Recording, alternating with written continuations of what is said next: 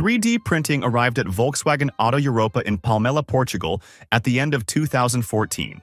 In early 2024, it was only possible to print polymers in 18 FDM desktop printers.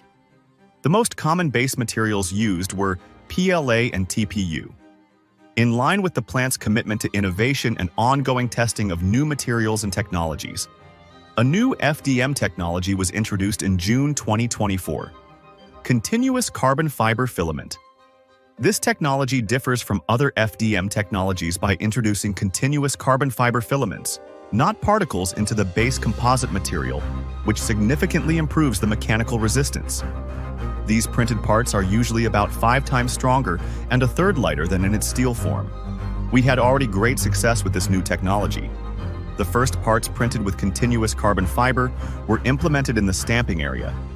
The applications are huge, as it can be tested in all situations that require materials with high mechanical resistance and for which the initial FDM technologies cannot provide a solution.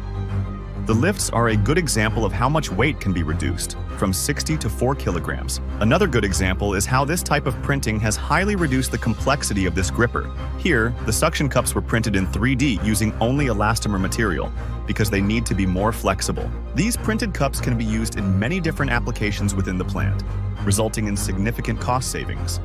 In the case of the fans, it was possible to increase the part's resistance and reduce the number of breakdowns. The acquisition of a new printer for this technology enables Volkswagen Autoeuropa to supply printed parts also for Volkswagen Pamplona and Seit Martorell as part of the Iberian region 3D strategy. Palmela leads the way in 3D continuous carbon fiber printing. 3D printing is a big step on the way to efficiency.